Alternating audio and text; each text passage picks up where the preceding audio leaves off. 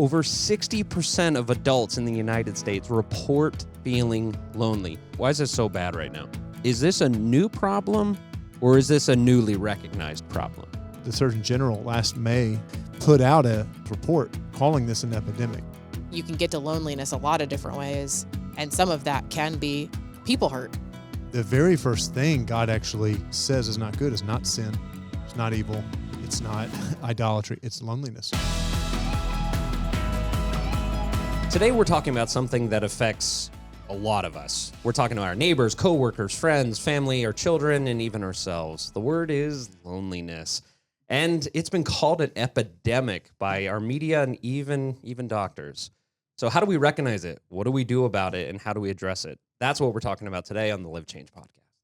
This is a one that, you hear it in the news a lot, but we probably don't. It's probably a little bit more subtle. It's under the waves. We can't see it. It's the iceberg.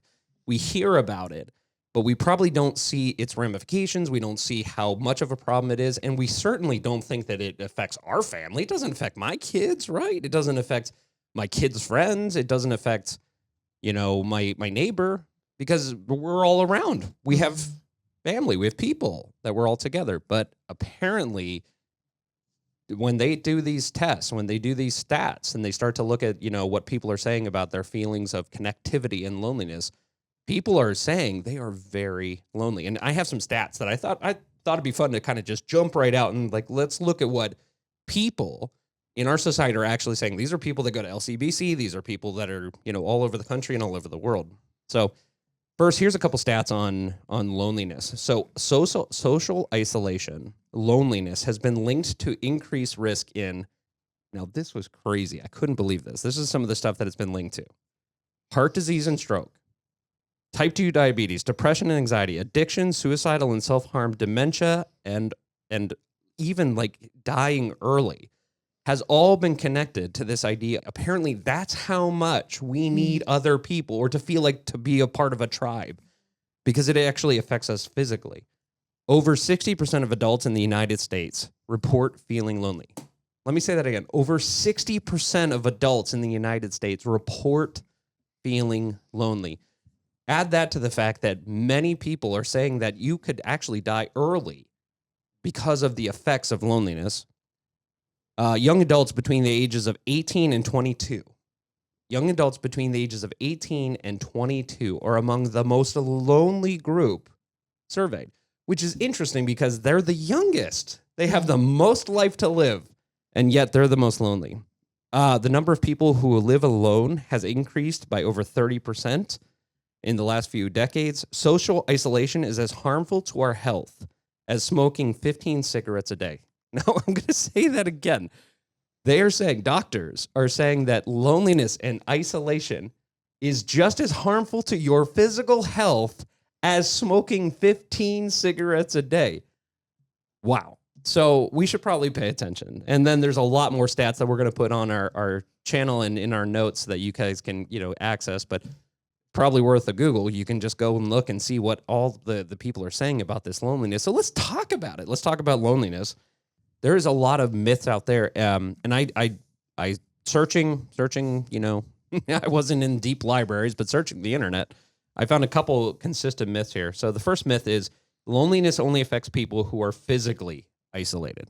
But there's some people that they're surrounded by people, but they feel profoundly lonely. So it's not about physical isolation. It's actually about a feeling. So this is what I wrote down.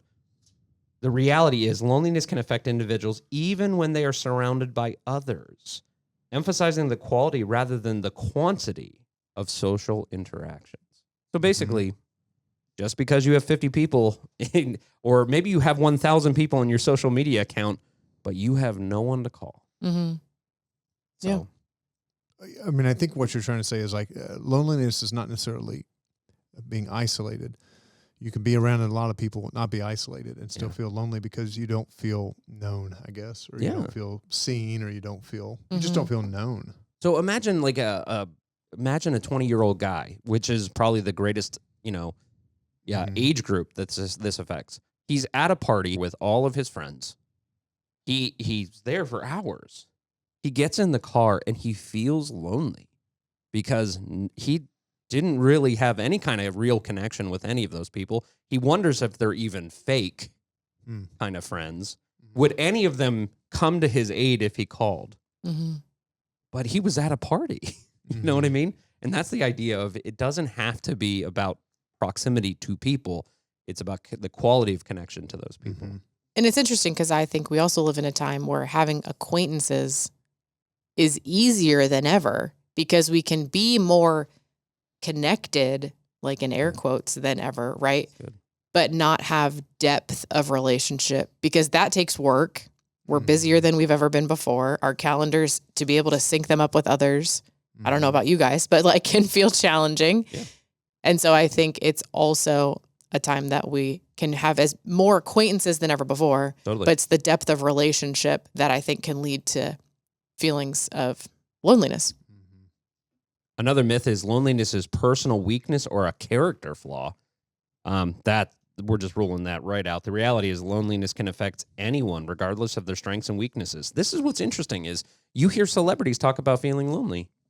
They have everything going for them and they still feel lonely. I've heard this about leadership, celebrity, all this kind of stuff that, you know, a lot of times the higher you in leadership, some of our listeners are managing big things or leading in big capacities in their industry and all that. And the lonelier you feel, because it makes sense. If loneliness is about being understood or being known, then that makes sense. Because the higher you go in leadership, the more known you are, or I should say that, the more connected you are, I guess, in a sense, the more people you have acquaintances with. Yeah. But the less people know you. Yeah. And partly because you can't share so much, but because that's the role of leadership. But also because they just can't relate. There's a relatability, I guess, factor in a sense. Yeah. And I say that because a celebrity would remind me of the same thing. Yeah. So in some ways, if we're drawing the distinction between isolation and loneliness, then all of a sudden that helps to go, that's why celebrities, because they probably feel like no one can relate. And that might not be true. You just feel that way. Yeah. It's interesting. Liz Bohannon has done some work on loneliness. So she's just a thought leader. She speaks at the Global Leadership Summit. So I was actually referencing her talk from last year to kind of prep for today.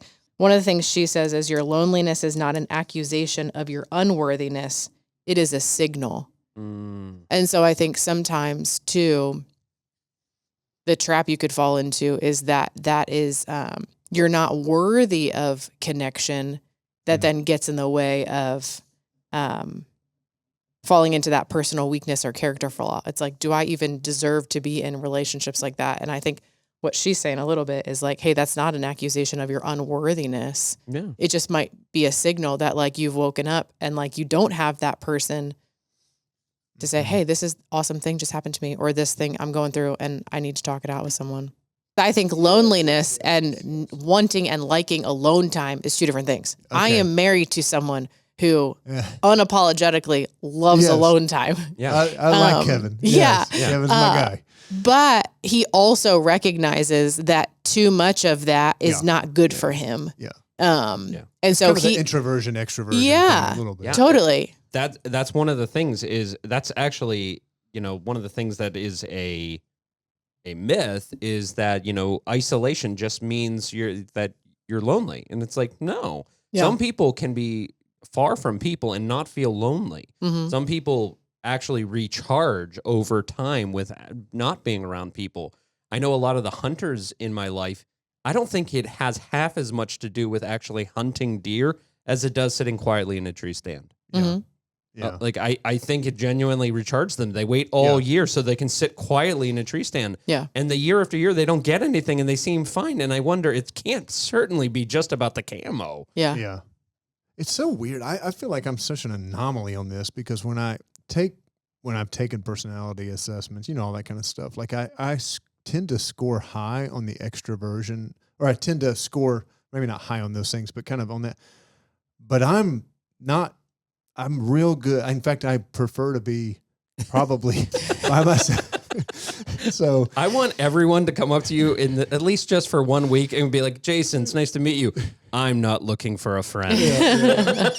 or to say, I am. Can you be my friend? And I will leave that day with the weight of the world on my shoulders. Yes, it's true. Well, and I'm curious if it's also because we put unrealistic or helpful expectations on what not being lonely looks like also. Okay. So like I was in a conversation just even with my counselor the other week, and we were talking about like, let's be real. Sometimes it's just weird to make new friends in your 30s. Totally. And that's like a whole journey in and of itself. Mm-hmm. And so she was just asking me, how many people would you say are in your inner circle? I think I gave her like 4 or 5 names, right? And she was like, that's great. Like, that's a great number for an inner circle. Most people don't have the capacity to have that many more people in that inner circle, right? So I also think when we may feel lonely, is it also just like a weird expectation around how many people should be filling that need, that it's like, oh, I'm looking at Chad and he seems to have like 50 friends. Does that mean I'm lonely? I don't have as many friends as Chad. Yeah. That doesn't seem quite right. It's like, no, like I have my Yep. few that Yeah. are deep and great relationships. That like, I think there's just a tension to be managed there around maybe expectations, even around what not being lonely looks like. So last 2 myths here is loneliness is temporary and loneliness is not a serious problem. I think we addressed the serious problem one, but loneliness is not necessarily temporary.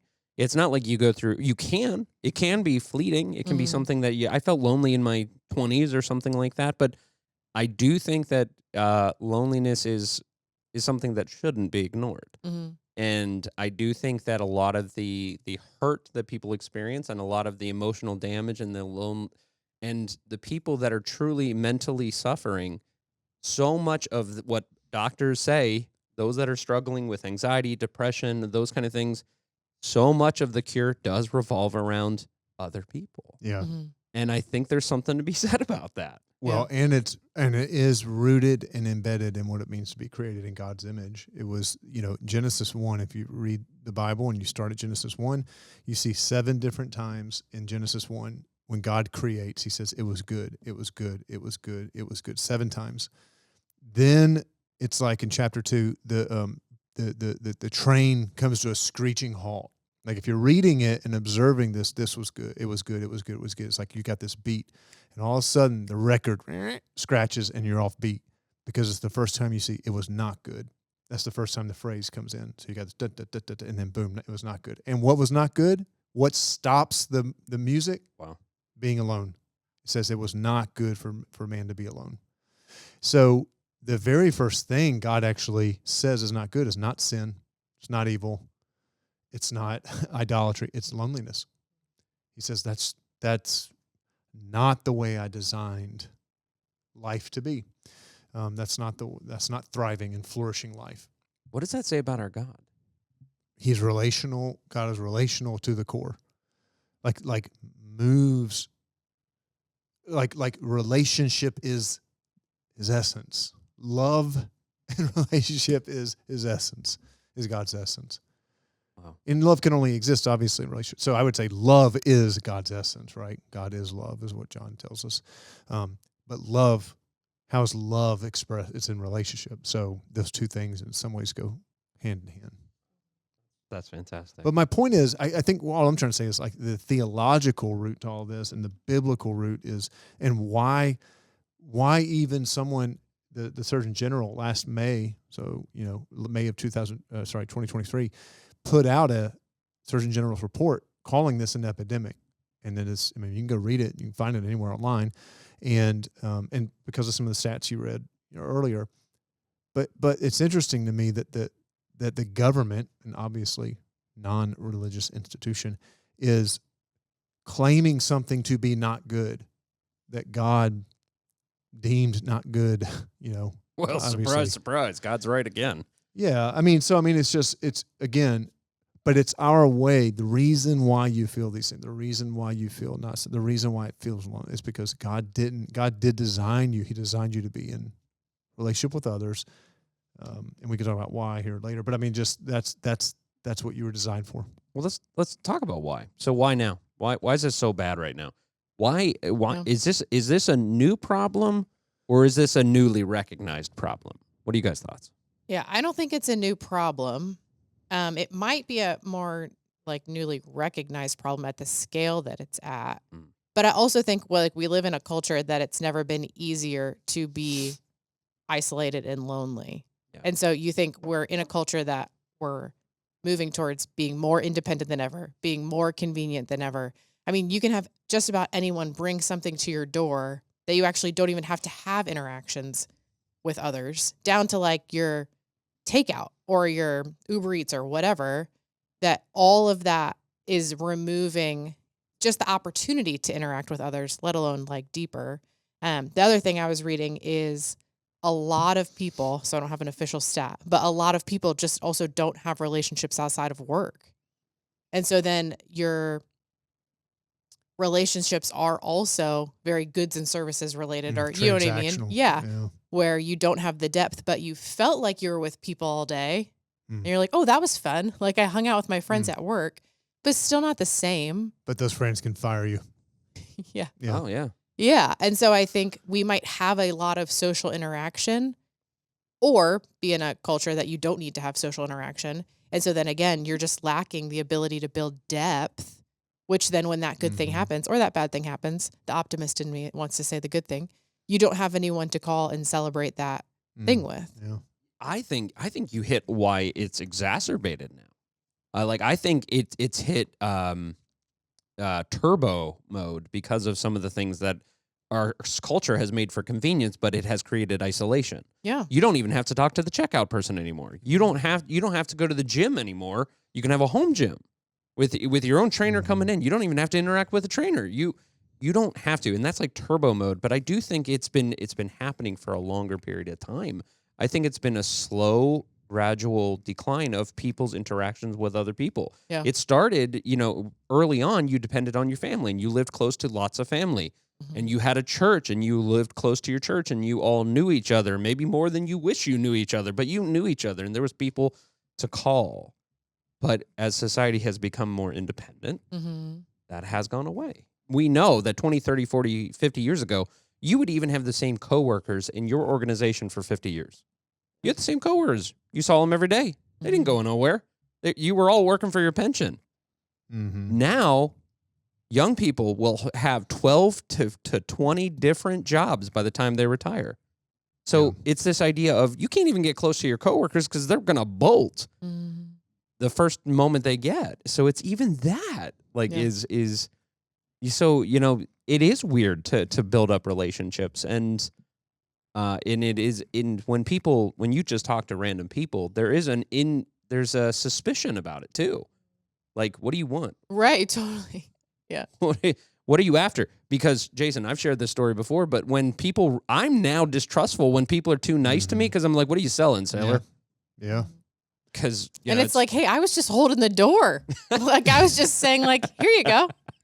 But I also think there's that presents an opportunity because the opportunity there is no strings attached interactions. Yeah. That surprises people.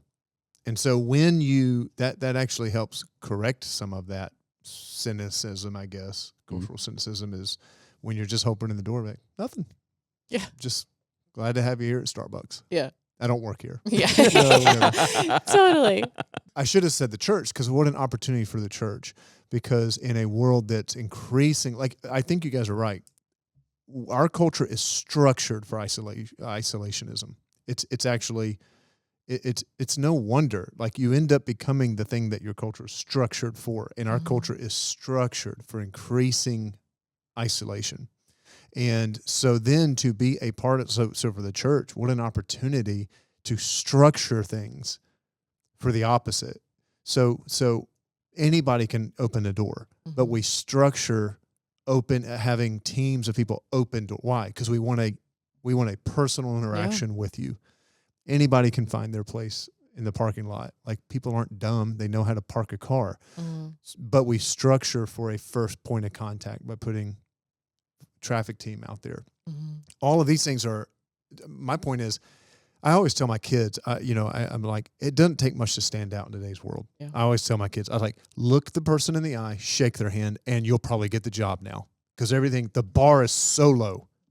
And that, I mean, like, and so, but, I look at that now as an opportunity for the church to go, it doesn't take much. Yeah. I mean, if pastors and leaders are listening to this, it's like, get your church, get your people rallied around making their love easy, and they will be like, oh man, this place is amazing. Yeah. It's like, because you just talk to them. That's it. And I think what you just highlighted is my question to we as a church. So like all of LCBC listening to this right now, many of the people might be like, I'm not lonely at all. And it's like, okay, then flip the script, because what responsibility do we have as a church to be that beacon of community and relationship for those that are not here yet? Well, so I don't know that it's even the church, but like as an individual Christ follower. Which is the church. That's Well, the but church out in your community. Yeah. And I think it's easy sometimes when you hear it in like the church in a sentence to check out that it's like, oh, like my The church is going to organization or take care of something. that. Yeah. So I think it's like my responsibility as a follower of Jesus is to see other people. And so I think one of the biggest things we can do, especially if this isn't like a struggle point for you or something you don't easily identify with, then just look for those you can bring along. Or like, I know even Jason will challenge us, look for someone in the atrium and just say hello. That's all it takes. So it's Just like, find again, someone. right. You're not telling us to go make best friends with everyone that like we meet on a weekend, but it's just like, hey, look for someone and include them. I know even for the years I served in student ministry, it was like, look for the student that's on their own and just invite them in. Mm-hmm. We talk a lot about that at home with our kids too. Hey, Finn, like you don't have to be friends with everyone, but like, how do we create environments where it's like, look for the kid that's on the side? Inclusion. Yeah. An inclusion. Yeah. And that can go such a long way. Wow, Yeah. that is so good. Because I think we instantly think that, we as the church, we want to evangelize and we want to bring people to know Jesus Christ. But sometimes it's about meeting the needs first. And so many times the most urgent need for people is friendship. Mm-hmm. And maybe it stops there. Yeah. It may never lead them to knowing Jesus, which would be a shame. Mm-hmm. More than that. But so many people just need you to be a faithful servant of God by just being a friend. It doesn't have to be, like when we're serving and when you're out there, serving others, it doesn't have to be a soup kitchen. Mm-hmm. It doesn't have to be, taking care of like homeless shelters or something like that. When you're serving, it doesn't have to be mowing someone's lawn. It can literally just be one of their greatest needs, which is to go to the neighbor woman that lives alone and being friendly. Mm-hmm. Or just acknowledge. Like it is funny. So in our neighborhood, we're getting a new elementary school. And one of the things we asked at the like build meeting or whatnot was, is this going to impede us to being able to walk our students to school well? Because what a lot of us don't want is a car line, because we love walking our kids to school, talking to other parents, seeing one another. And again, I know that might be unique to me. I like people. That's great. No, but what you guys are asking actually is, you're asking a cultural structure question. You're saying, is the way we're going to build this school going to inhibit our ability to connect or prioritize efficiency? Yeah. I mean, Right. that's kind of what you're asking. Yeah. And even the parents that are on the sidelines, if you will, right? Like you can tell it's the ones that don't really want to talk, and that's fine. But that also doesn't mean That would you be don't me at the meeting. you don't just also say hello. And so like I know you mentioned friendship, but I think acknowledgement, again, in today's Yeah. culture where like a lot of times that doesn't even happen, Yeah. is like such a small drop in the bucket Yeah. to Like, it like doesn't take building that much, yeah. culture. It is when someone is so hungry, sometimes a Ritz cracker feels like a feast, That's true. Yeah. and Yeah. it really means a lot. The it makes And me you're like, think I of- didn't do anything. I just acknowledged. I just said, it's Totally. like, that shows you, that actually says something Mm-hmm. about Yeah. the cultural. I'll read a passage real quick from the New Testament as Paul's trying to articulate. He wrote this to Christians living in the region of Galatia. So it's a letter called Galatians. And he's trying to articulate, here's what it means to live as a follower of Jesus Christ. And he makes a really interesting statement about relationships, interpersonal relationships, and the power they can play in our life. This is what it says in Galatians chapter 6. He says, dear brothers and sisters, if another believer is overcome by some sin, so in other words, that happens, right? Sometimes we just get in over our heads. We gave into some temptation. We end up stumbling over the same things that we're like, dang it, here I am again. I feel overcome by this, right? He says, you who are godly should gently and humbly help them.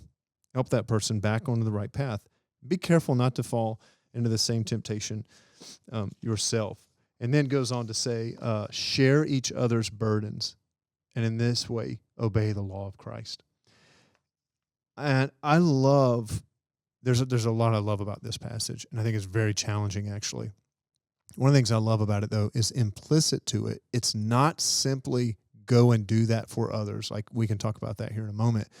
But there's also allow this to be done to you and for you. Like, how do you share each other's burdens? That's what he said. Unless there's reciprocal, like, so my point is, you're going to have to open up. Like, the way into relationships is you have to actually open yourself up to relationships. You have to share when it feels vulnerable to share. You have to open up when it feels vulnerable, when you want to close down. So not to everybody, but you're going to have to pick your spots, and you're going to have to open up. Yeah. So you got to do the thing.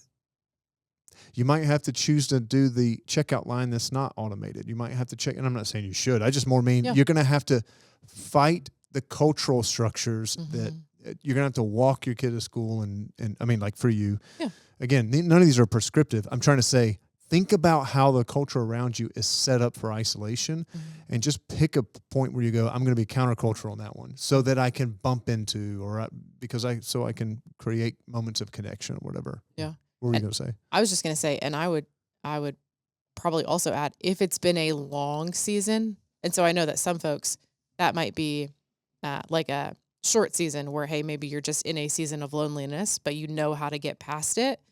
I would say for those who have felt in that season for a longer stretch of time and maybe don't know how to get out of it, I would just start praying to God to ask him to show you. So what are those spots? What is that little nudge that the Holy Spirit can send to just reframe your routine differently, or the things that you're doing differently? Yeah, to just kind of help reveal, hey, this might be a person. This might be a scenario. Like to what you were saying, open yourself up to that. Trust me, try it. Like, I have good things for you. And God doesn't want us to be lonely, right? So I'd have to imagine he can help us see differently when we talk to him about it. You know, you were saying a moment ago, Joanna, I thought it was insightful about not all relationships should be treated the same. And I think, I don't know if we've ever talked about this. I think we have at some point, but if you think about relationships, you were talking about with your counselor, and your counselor was like, well, if you've got like 6, that's plenty from a personal or whatever. If you think about relationships in almost concentric circles, like I think about like a bullseye. On the outermost ring is what I would call like social relationships.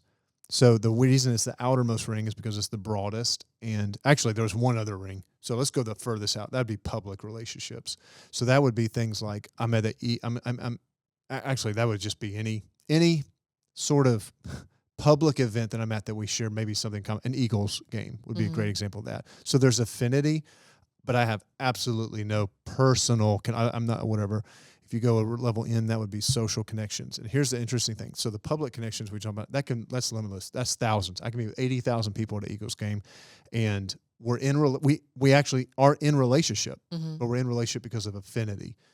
The next one is like social relationships. Those would be a little bit more dialed in affinities. So those would be church groups and we actually might know each other's names. And what I've read is typically you can have about 150 to 200 in that circle. So you're still affinity, but it's deeper. You know each other's names at that point. You might know something about their kids. The next one in is personal. That's probably what I've read is you can really only have 12 to 15 of those. You've probably been in their home. So it's more than like your kids. You've been in their home. You've shared meals together, whatever. And then the innermost is intimate. And you can't have more than 2 or 3. And I think that's helpful. Like that's they know. What's helpful, I think, is that intimate circle doesn't need to be the social circle. Like, you don't need 150. Mm-hmm. And you don't need to move any of those 150 into the intimate.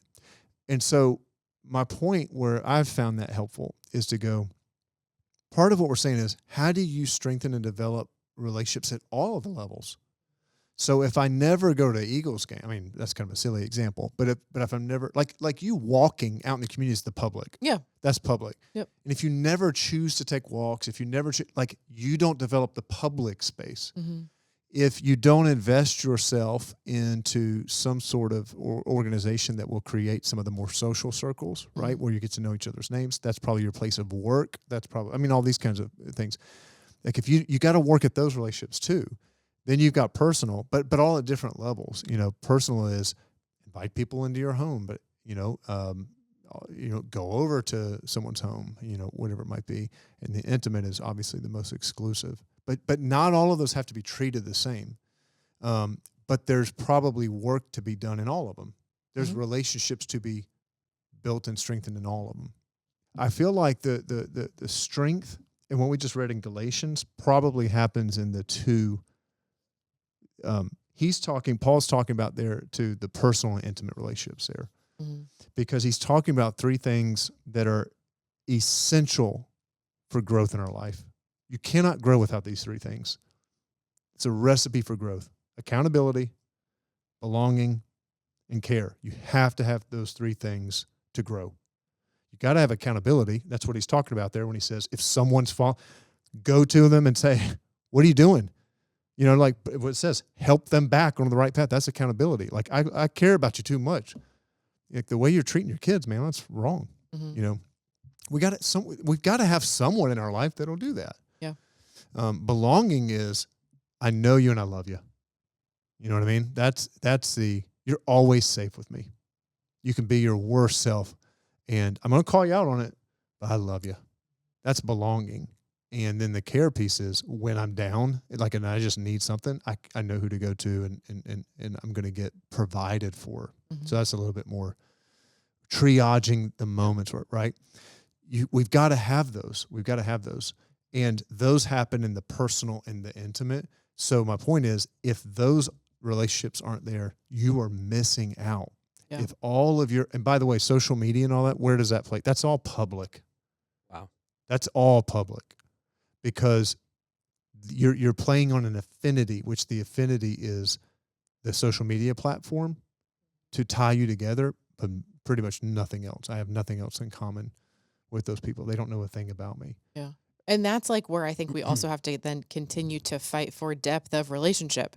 Because I don't know if you guys have seen some of these reels and memes where it's like, it sometimes seems like depth of relationship between, spouses are like, oh, our relationship now is just sending funny memes back to each other. Oh yeah. And it's like, that will only last for so long, where it's like, you have a funny affinity to funny things, right? Right. But it's like, that can't be the thing that's like keeping your relationship going. Yeah. And I also think one of the things you had just said made me think, even around that inner circle, you have to be careful around how many circumstantial relationships I think fit into that inner circle. Meaning, what do you mean? If my kids, as my kids grow, or, if my kids end up being two of the 5 people in that circle, well, that's not going to serve me well long-term either. Oh, yeah. Because that's not, what am I trying to say? That's probably not the healthiest version of getting the right 5 to 6 people, or, Peers. in that inner circle too. And sometimes I think we trade, or we do that unintentionally. Yeah. I agree. Even at LCBC, I mean, we have online group environments that I would say, and I mean, I've seen and heard stories of absolutely very strong, deep, meaningful connection. Yep. In that type of environment. But it's interesting because, back to your circle analogy, I don't know how many of those environments set the stage for that intimate relationship build. You know what I mean? So there's probably here's the limit.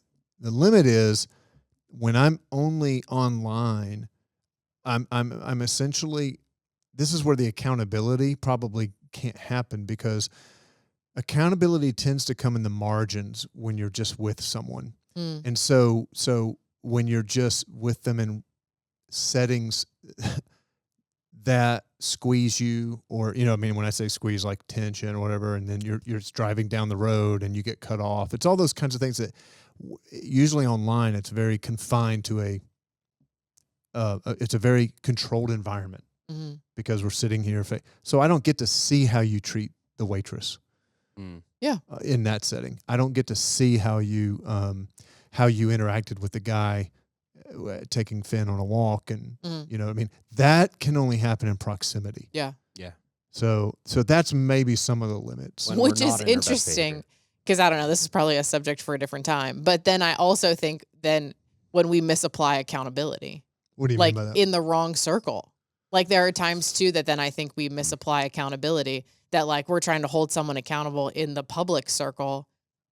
Yeah. You know what I mean? And it's like, whoa, bro, time out. Like you don't have authority to hold me accountable here. Yeah. And so I think that that's like even why, what was the letters, like ABC, right? The thing you just said. Accountability, belonging, care. Yeah. Like that they also like work together.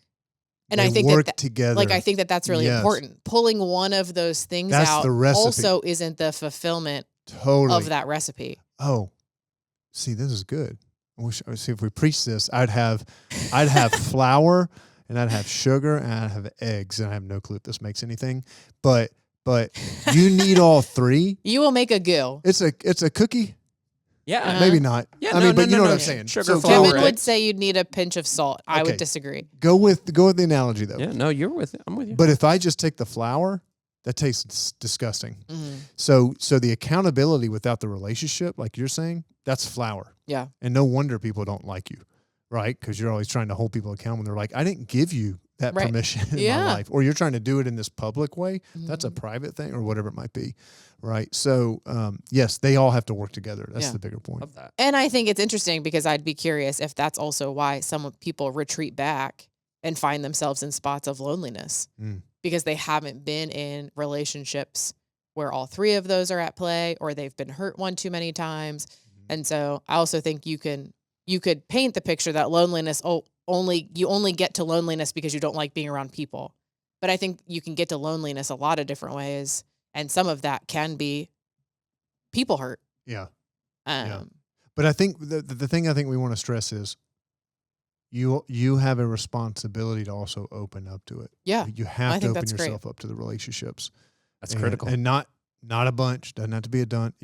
But you need to go, do I have 9, 10, 11 people in that personal circle? Again, that doesn't mean they know everything about you, but who I know their names, they know my names. They could tell me things about my life. I could tell them things about, do I have 2 or 3 in that intimate circle who is like, no, they know, and they get to witness my life. Do I have? So anyways, that's worth thinking about. I think what we've helped frame here, and it's been eye-opening for me, is we are not doing what the biblical mandate says when we say that we can do life alone. You can't. That's right. We're basically saying, God, you're wrong. Because God flat out says from Genesis all the way to the New Testament, you being alone, not good. Yeah. And you saying me being alone, good. Yeah. Well, and not only does he say it, that is how our Creator created us. He built it into us. Yeah. And so now when we have structures built against that, now we have a Surgeon General's report saying it ain't working. So I mean, like, it's because, no, you're right. God didn't design. And so we've built structures to create more isolation, and and myself included, have fallen victim to those structures in ways that I probably don't even challenge, and then find myself increasingly more and more isolated. And then all the other stats you read earlier, like where it potentially leads.